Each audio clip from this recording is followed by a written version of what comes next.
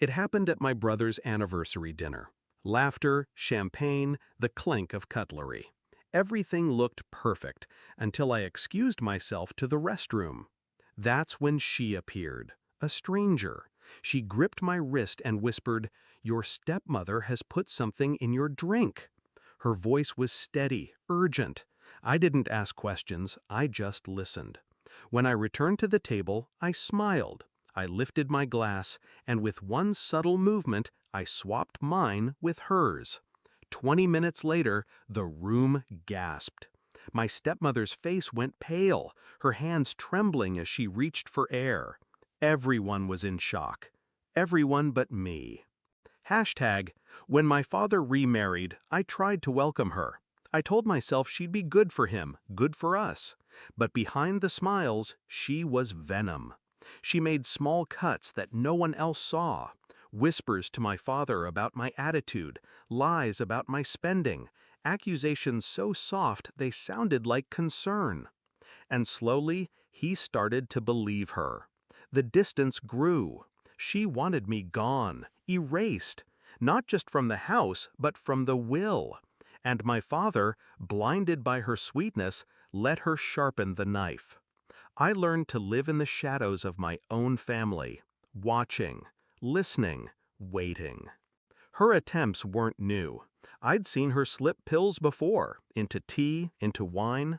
She always had an excuse when the illnesses began. My father's dizzy spells, my aunt's collapse at a holiday dinner. Nothing ever traced back to her. But that night, it was me she targeted. The stranger's warning wasn't a surprise. It was confirmation. Proof that I wasn't paranoid.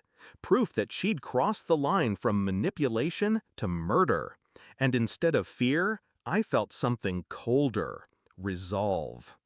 I didn't panic. I didn't make a scene. I returned to the table like nothing happened.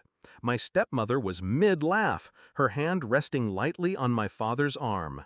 My glass glittered in the candlelight. I reached for it. Paused. Then, as if distracted by the toast, I placed it gently by her plate, picked up hers instead. She didn't notice. She was too busy watching me, and I was watching her. Minutes passed. The music swelled. Speeches were made. My brother kissed his wife's hand. And then it began. My stepmother's smile faltered. Her skin grew pale. She dabbed her lips, then her forehead. Her hand trembled against the napkin. "Are you all right?" my father asked. She tried to speak, but the words stumbled out, broken and slurred. Her fork clattered against the plate. The room shifted into chaos, voices rising, chairs scraping, someone calling for help. I stayed seated, calm, sipping my drink, because in that moment, I wasn't her victim. I was her mirror. She looked at me then, really looked, eyes wide, realization dawning as the dizziness took hold. It wasn't supposed to be her, it was supposed to be me, and she knew it.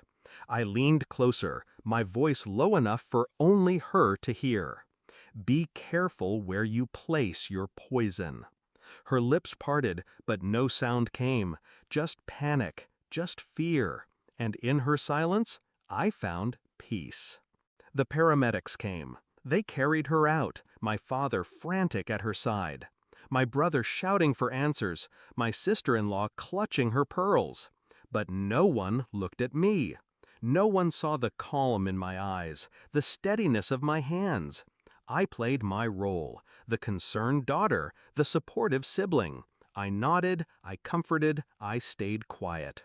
Because revenge isn't always fire and fury. Sometimes it's a glass, a smile, and 20 minutes of patience. She thought she could erase me.